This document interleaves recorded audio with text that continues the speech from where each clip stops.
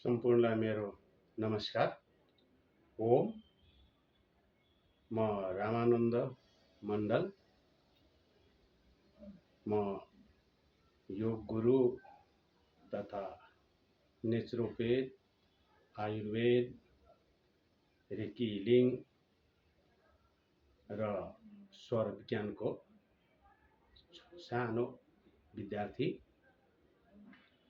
म आज स्वास्थ्यको सम्बन्धमा महत्त्वपूर्ण पहिलो खुड्किला राख्न गइरहेछु यहाँहरू समक्ष। कृपया ध्यान दिएर सम्पूर्ण दर्शक महानुभावहरूले हेर्नुहोला। यो मेरो लागि होइन, म एउटा ज्ञान बाँड्नको लागि सम्पूर्ण देशभरिका मानव, विश्वभरिका मानवहरूलाई स्वास्थ्यलाई चाहिँ प्रबल, स्वास्थ्यलाई मजबुत राख्नको लागि यहाँहरू समक्ष गइरहेछु। एउटा हाम्रो भनाइ छ, सर्वे भवन्तु सुखिनः, सर्वे सन्तु निरामयः, सर्वे भद्राणि पश्यन्तु मा कश्चित् दुःख भाग भवेत्। यसको अर्थ हुन्छ सबै निरोगी रहन्, सबै सुखी रहन्। हामी सम्पूर्ण दर्शक वृन्दहरूको स्वास्थ्यको लागि कामना भगवान पशुपतिनाथसँग गर्न चाहन्छु म। र आजको खास गरिकन म पहिलो चरणमा र पहिलोचोटि म युट्युब मार्फत यहाँहरू समक्ष यहाँहरूको स्वास्थ्यको बारेमा छोटो संक्षिप्त रूपमा एउटा महर्षि भागवतजीले लेख्नु भएको उहाँको अष्टाङ्ग हृदय बुकबाट मैले केही कुराहरू लिएको छु र अनेकौं तालिम या डाक्टरहरूको शिक्षाबाट प्रेरित भएर आज म यहाँहरू समक्ष राख्न गइरहेको छु। महर्षि भागवतजीले लेख्नु भएको थियो, मानवको जीवनमा चारवटा कुराहरूलाई चाहिँ सन्तुलित राख्नुपर्छ भन्ने कुराहरू चाहिँ उहाँले दर्शाउनु भएको छ। चारवटा महत्त्वपूर्ण विषय जो हाम्रो लाइफसँग सम्बन्धित, जसलाई हामी लाइफ स्टाइलका कुराहरूको बारेमा, हाम्रो लाइफ स्टाइल कस्तो हुनुपर्छ, हामी कसरी बाँच्नुपर्छ, कसरी हिन्डुल गर्नुपर्छ, कसरी गर्दा हाम्रो लाइफमा कुनै पनि डिजिजले नछोओस् भन्ने हिसाबले चारवटा महत्त्वपूर्ण कुराहरू, जस्तो महर्षि भागवतजीको भनाइअनुसार हामी बिहान उठेदेखि बेडमा 9-10 बजेसम्म नगइन्जेल त्यो बिचमा गरिने क्रियाकलाप, हाम्रो दिनचर्या कस्तो हुने, त्यसको लागि उहाँले चाहिँ वर्णन गर्नुभएको छ। पहिलो नम्बरमा है हामी के भन्छ भन्दाखेरि ब्रह्म मुहुर्तको कुराहरू गर्छौँ। जुन सूर्योदयको 90 मिनट अगाडिको समयलाई ब्रह्म मुहुर्त भनिन्छ। त्यो महत्त्वपूर्ण घडी हो, महत्त्वपूर्ण बेला हो। हामी सम्पूर्ण मानव ब्रह्म मुहुर्तमा चाहिँ उठ्नु नितान्त आवश्यक छ। त्यसैले ब्रह्म मुहुर्तमा उठिसकेपछि नम्बर 1 मा हामीले सबभन्दा पहिले नम्बर 1 मा गरिने क्रियाकलाप मध्ये, हाम्रो दिनचर्याका क्रियाकलाप मध्येको पहिलो क्रियाकलाप भनेको उठ्ने बित्तिकै मुखमा ब्रस नलाइकन, मुख नधोइकन हामीले सर्वप्रथम पानीको सेवन गर्ने, मन तातो पानीको सेवन गर्ने नम्बर 1 मा। यसलाई व्याख्या म अहिले गर्न सक्दिनँ, समय छोटो छ, तर पनि म अलि छोटो शब्दमा हाम्रो रातभरिको हिलिङ प्रक्रिया मध्ये हाम्रो मुखको ग्रन्थीहरूबाट निस्किने जति पनि इन्जाइमहरू छन्, एकदम महत्त्वपूर्ण इन्जाइम हो, जुन एल्कलाइनको रूपमा प्रस्तुत हुन्छ र यो एल्कलाइनलाई हामीले पेटभित्र लानुपर्छ र हामीलाई पेटभित्र रहेका एसिडवाला चिजहरूलाई यसले न्युट्रल गरी हाम्रो बडीलाई सन्तुलित गर्छ। त्यसैले पहिलो चिज भनेको मन तातो पानी सेवन गर्ने। दोस्रो, पानी हामीले सेवन त गर्ने हो, तर कसरी गर्ने हामीले त्यो पनि आइडिया छैन। दोस्रोमा हामी पानी सिधै बोतलबाट घटघट नपारिकन हामी चिया जस्तो, जसलाई हामी सिप सिप पानी भन्छौँ। दोस्रो नम्बरमा त्यो पानी हामीले बसेर पानी पनि उभिएर खायौँ भने अनेकौँ रोगहरू लाग्छ। त्यसैले म यहाँहरूलाई के सल्लाह दिन्छु भने दोस्रो नम्बरको हामीले युज गर्ने पानी, पिउने पानी भनेको सिप सिप चुस्की लिएर चिया जस्तो र बसेर पिउने हो, उभिएर होइन। हामी मलासनको कुरा गर्छौँ, मलासनमा या गाई दुहुने स्टाइलमा पानी पिउने। तेस्रो, हामी चिसो पानी कहिल्यै पनि युज नगर्ने। चिसोको अर्थ हुन्छ, हुन त इनार, ट्युबवेल या धाराको पानी चिसो नै हुन्छ, तर चिसो भनाइको अर्थ फ्रिजमा राखिएको चिसो या बरफ हालेर खाने चिसो पानी हामी कहिले पनि सेवन नगरौँ। चौथो, खाने बेलामा हामी पानी सेवन नगरौँ। यसका पनि विविध पक्षहरू छन्, त्यतातिर अहिले नजाउँ, म फेरि पनि पछि पनि आउनेछु। छोटो शब्दमा तैपनि म यहाँहरूलाई प्रस्तुत गर्न गएको। खाना खाँदा हामी जहिले पनि घाँटीमा अड्केको बेला अवस्थामा पानी लिँदै खाना खाने हाम्रो प्रक्रिया हुन्छ, जुन गलत हो। किनभने पेटभित्र जुन पेनक्रियास, महर्षि भागवतजीले भन्नुहुन्छ जठार अग्नि, खाना खाने बित्तिकै जठार अग्नि रेडी हुन्छ पचाउनको लागि। त्यो जठार अग्निमा आगोको भट्टी हुन्छ अरे। त्यो आगोको भट्टी सल्किसकेपछि हामी खाना भित्र लाने बेलामा या खाना भित्र गइसकेपछि पानी हाल्दा त्यो निप्दो रहेछ र त्यो एसिड बन्छ। यथार्थ कुरा यही हो। यसलाई ज्यादा लामोपन नगरौँ। त्यसैले यी चारवटा त्यो खाना खाँदा पनि हामीले अर्को एउटा यसैमा हामीले थप्नुपर्ने कुरा के छ भन्दाखेरि जहिले पनि हामी खाना खाँदा मजाले प्रकृतिले हामीलाई धेरै कुराहरू एउटा प्रमाणको रूपमा दिएछ। हामी खाना थोरै चबाउँछौँ, बढीमा 8 चोटि 10 चोटि, त्यो गर्ने होइन। कम्तीमा 30-35 चोटि हामीले मजाले खानालाई चाहिँ पानी जस्तो पार्ने, पानीलाई चाहिँ खाना जस्तो गरी खाँदा महर्षि भागवतजीले भन्नुभएको छ, खाना खाने बेलामा मजाले चबाएर पानी 1 घन्टा बाद हामीले सेवन गर्नुपर्छ। त्यसैले कतिपयको गुनासो होला, भनाइ होला, यहाँहरूको जिज्ञासा होला, घाँटीमा अड्किन्छ, यो हुन्छ त्यो हुन्छ, त्यो अड्किँदैन। मजाले चबाउनुहोस्। खानालाई मैले अघि पनि भने, खानालाई पानी बनाउनुहोस्। धेरै त्यसलाई 32 चोटि बाइट गर्दाखेरि, 35 चोटि बाइट गर्दाखेरि निश्चित रूपमा खानाको दानाहरू सानो सानो मसिनो र गिलो हुन्छ, जसले गर्दा घाँटीमा अड्किने समस्या पनि हुँदैन। नितान्त यी चारवटा महत्त्वपूर्ण विषय यदि यहाँहरूले पालन गर्नु हो भने निश्चित रूपमा अब यो चारवटा जसले पालना गर्दैन, हेर्नुहोस् अब रोगको अब सुरुवात हुन्छ। हेर्नुहोस् है, यो त भयो हामी बिहानै सबैले उठ्ने, पहिले यी चारवटा नियमको पालना गर्ने र चारवटा नियमको पालना गरिसकेपछि हामी आफ्नो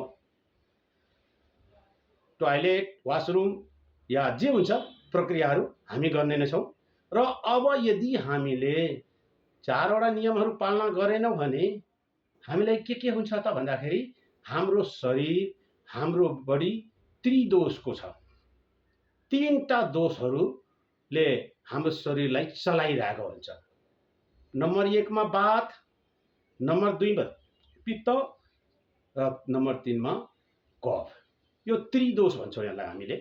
यो त्रिदोषलाई यदि हामीले ब्यालेन्स गर्न सकेनौँ भने हाम्रो शरीरमा अनेकौँ रोगहरू, जसलाई हामी के भन्छौँ भने सङ्ख्याको हिसाबले भने 148-50 वटा रोगहरू हाम्रो शरीरमा, तपाईँको सुगरदेखि लिएर क्यान्सरसम्म, इन्फेक्सन टु क्यान्सरका कुराहरू गर्छौँ हामी। यस्ता रोगहरू लाग्ने प्रबल सम्भावना हुन्छ। अब वात, यदि वात डिसब्यालेन्स भयो, वातले च्याप्यो भने हाम्रो शरीरमा करिबन 80 वटा रोगहरू पैदा हुन्छ, उत्पन्न हुन्छ। त्यस्तै पित्त बिग्रियो भने पित्तमा 26 वटा डिजिजहरू 26 वटा रोगहरू हामीहरू शरीरभित्र आउन सम्भावना हुन्छ र कफ बिग्रियो भने करिब 28 वटा कुल मिलाएर जम्मा जम्मी 148-50 वटा रोगले यदि यी 3 वटा दोषहरूको तलमाथि भयो भने हामीलाई रोग लाग्छ। र अलिकति म वात पित्त जस्तो यहाँहरूले 4 नियमहरू फलो गरिसकेपछि यदि गरिराख्नु भएछ भने अति उत्तम। निश्चित रूपमा यहाँहरूलाई चाहिँ रोग लाग्दैन र यदि कसैलाई लागिसकेको छ भने आजैबाट यहाँहरूले पालना गरिहाल्नुहोस्। यो निश्चित एकदम आयुर्वेद जुन महर्षि भागवतले चाहिँ लेख्नु भएको अष्टाङ्ग हृदय पढ्नु होला। यस्ताहरू मानिसको लाइफस्टाइल, मानिसको जीवनशैली, मानिसले गर्ने क्रियाकलाप, मानिसको दिनभरिको दिनचर्याका कुराहरू यसरी हामीले गर्छौँ। र कतिपय कुराहरू यस्ता छन् कि जो हामी पालना त गर्छौँ, पालना गर्दा गर्दै तर केही कुराहरूमा हामी मिस्टेक गर्छौँ।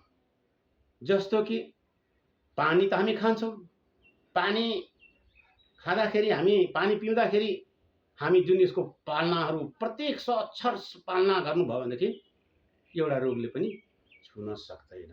उभिएर पानी पिउने, खाना खाँदाखेरि थोरै चबाउने, खाने बेलामा पानी लिने र गर्मीको बेलामा चिसो पानी फ्रिजको पानी युज गर्ने, जसले गर्दा हामीलाई वात पित्त कफको डिसब्यालेन्स गर्छ। यो 48 वटा रोगहरूमध्ये कुनै न कुनै तपाईँलाई सुरुवात एसिडबाट हुन्छ। यस्तै अरू पनि लाइफस्टाइलका थुप्रै कुराहरू छन्।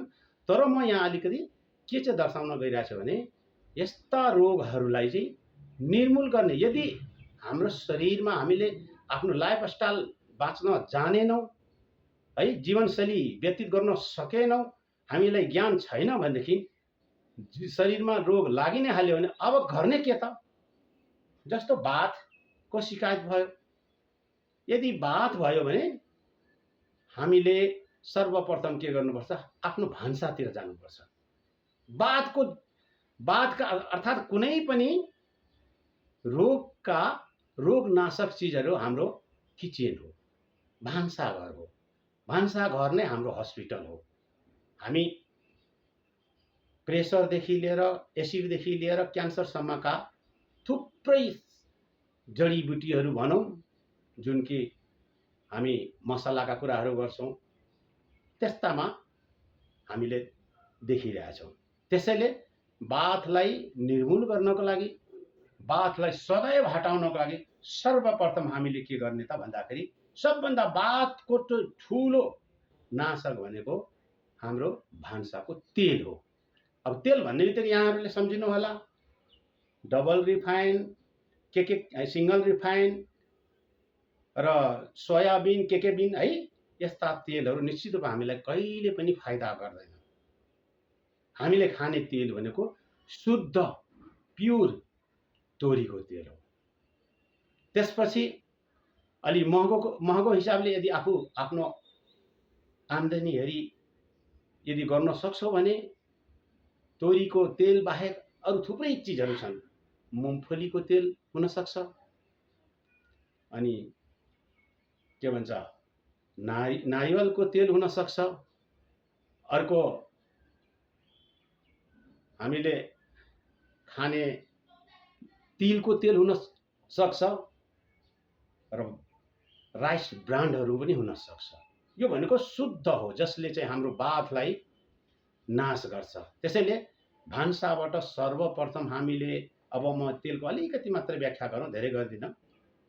हामी डबल रिफाइनका कुराहरू गर्छौँ, बहुत राम्रो छ। यो छाप त्यो छाप घैला छापदेखि लिएर है बाबा, यस्ता तेलहरूले हामीलाई जहिले पनि, किनभने तेल भनेको त्यो चाहिँ केमिकल जसमा है टक्सिकका कुराहरू धेरै हुन्छन्। केमिकल भन्ने बित्तिकै हामी सबैले बुझिरहेछौँ। र सिंगल रिफाइनमा तपाईँको सिम्पल रिफाइनमा 7 वटा कम्तीमा केमिकलहरूको मिसावटबाट बनाएको हुन्छ रिफाइन तेलहरू। अझै डबल रिफाइन गरेछ भने हामी सम्झिन्छौँ त्यो होइन। डबल रिफाइनको अर्थ हुन्छ तपाईँलाई 12-13वटा केमिकलको चाहिँ मिश्रण हो त्यो। त्यसैले आजैबाट हामीले, मैले कसैलाई ठेस पुर्याउने काम गर्न चाहिरहेको छैन। म एउटा कुरा के भन्न गइरहेको छु भने, सर्वप्रथम तपाईँ हामीले बुझ्नै पर्छ, हामीले ज्ञान लिनै पर्छ। हस्पिटल उपचारको अन्तिम केन्द्र हो भने नसम्झिनु होला। हस्पिटल तपाईँको घरमा छ। तपाईँ डक्टर हो। यदि तपाईँले अलिकति सेन्स युज गर्नुभयो भने तपाईँ नै डक्टर हो। तपाईँले आफ्नो बडीलाई आफैले ठिक गर्न सक्नुहुन्छ। हामीलाई धेरै अध्ययन गर्नु पनि पर्दैन। त्यसैले एउटा मेरो स्लोगन के छ भने, medical education is more important than medical ट्रिटमेन्टका कुराहरू गर्छौँ। यो ज्ञान हुनुपर्छ तपाईँ हामीमा। त्यसैले सर्वप्रथम के गर्ने त, किचनबाट हामीले यो यस्ता रिफाइन, डबल रिफाइन के नाम गरेको तेलहरू छ हटाइदिनुहोस्। शुद्ध तोरीको तेल सक्नुहुन्छ, तिलको तेल, मुङफलीको तेल, नारिवल तेल प्रशस्तै पाइन्छ होला। यदि हाम्रो बजारमा हामीले एउटा अर्थशास्त्रमा पढ्या हौँ, जहाँ डिमान्ड हुन्छ त्यहाँ सप्लाई हुन्छ भन्ने कुरा हामीले पढिसकेका छौँ। हामीले डिमान्ड गरौँ, सप्लाई अटोमेटिक भइहाल्छ। त्यसैले पहिलो चाहिँ हामीले बातको सबभन्दा ठुलो हटाउने, बातलाई दूर गर्ने, बातलाई सम गर्ने शुद्ध तोरीको तेल प्रयोग गर्नुहोस् आजैबाट। दोस्रो, पित्तको कुराहरू आउँछ। पित्त भनेको एसिड हो। हाम्रो शरीरमा एसिडहरू धेरै बन्छ। हामी बिहानदेखि लिएर बेलुकीसम्म जे पनि गर्छौँ, मर्सी बागवटजीले लेख्नु भएछ, बिहानदेखि लिएर बेलुकी नसुतिन्जेलसम्मका गरिने क्रियाकलापहरूमा हाम्रो बडीले एसिडहरू चाहिँ बनाइरहेको हुन्छ। जस्तो कि काम गर्दाखेरि, खेल्दाखेरि या योगै गर्दाखेरि ल्याक्टिक एसिडहरू बन्छ। त्यस्तै खानेकुराहरूमा ग्यास्ट्रिक एसिडहरू बन्छ। यो दुईटा एसिडहरू चाहिँ हाम्रो बडीले बनाइरहेछ। तर एसिडलाई निकाल्ने हाम्रा विधिहरू पनि छन्। म पछि आउँला। विधिहरू छन्, टक्सिनहरू निकाल्ने विधिहरू छन्। किनभने म आफै एउटा तपाईँको डिटक्स वेरियरको नाताले म बडीका टक्सिनहरूलाई हटाउनको लागि म एउटा योद्धाको रूपमा प्रस्तुत भएको छु। यहाँहरूलाई म धेरै कुराहरू अवगत गराउने छु। त्यसैले अब जाउँ हामी पित्तको विषयमा। पित्त, अब हामी एकदम सिम्पल कुरा छ। यी चिजहरूलाई चाहिँ हामीले आफ्नो शरीरलाई निरूपणता ल्याउनको लागि हामीसँग भएका प्रशस्त चिजहरू छन्। जस्तो अब अलिकति हामी कोही एग्रिकल्चरको सेक्टरमा छौँ, कोही जब सेक्टरमा छौँ, कोही बिजनेस सेक्टरमा छौँ, तर पनि हामीले एउटा चाहिँ प्रयास गरौँ। गाई भन्ने शब्द सुन्नुभएछ। गाई भनेको दुई किसिमको हुँदो रहेछ। यहाँहरूलाई म प्रस्तुत पहिले पनि गरिरहेको छु। गाई एउटा काउ, एउटा कमर्सियल काउको कुरा गर्छौँ हामी। कमर्सियल काउ भनेको व्यावसायिक उद्देश्यले अब बिना तपाईँको के अरे केमिकलको माध्यमबाट, प्राविधिक तरिकाबाट बच्चा उत्पादनदेखि लिएर दूध उत्पादनका प्रक्रियाहरू चाहिँ हामी कमर्सियल काउमा गर्छौँ।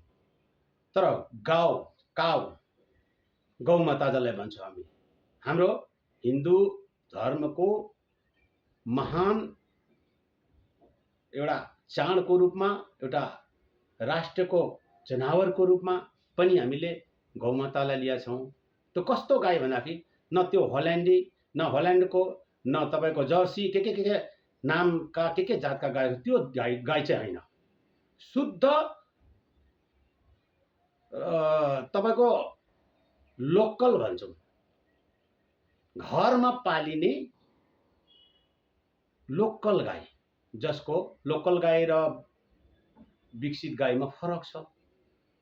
हामीले पाल्ने गाउँघरमा जुन आजभन्दा 10-20 वर्ष अगाडि प्राय हामी सबैले लोकल गाईले दुध पनि थोरै दिँदो रहेछ भन्ने हिसाबले हामी त्यो बेला पालिरहेका थियौँ। आज हाम्रो युगको आवश्यकता अनुसार, माग अनुसार हामीले एउटा गाईबाट 20 लिटर 30 लिटर दुध निकाल्न सक्ने क्षमता भएका गाईहरू हामीले पालिरहेका छौँ। तर त्यो गाईको दुध, त्यो गाईको घिउ, त्यो गाईको मही, त्यो गाईको अरू थोक भन्दा हाम्रो लोकल गाईको दुध खानुस्, लोकल गाईको घिउ खानुस्।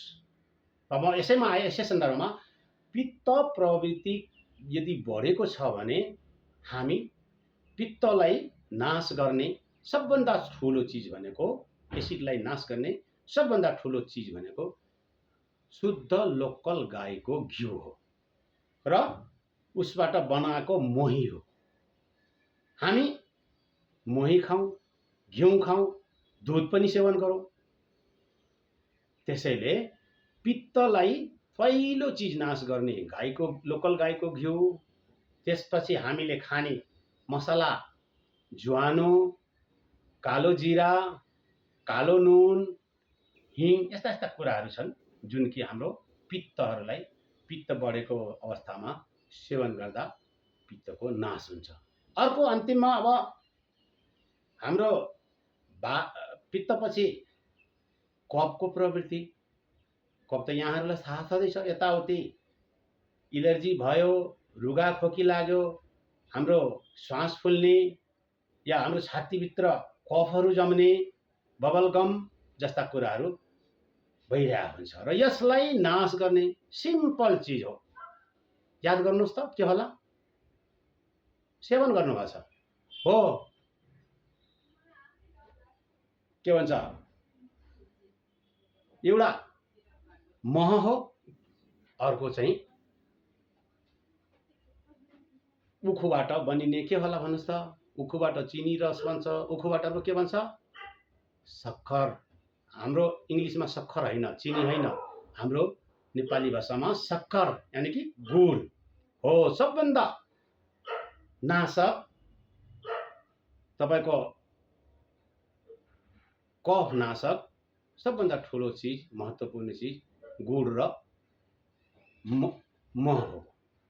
त्यसपछि पान पनि हो। खानुहोस्, पान खानुहोस्।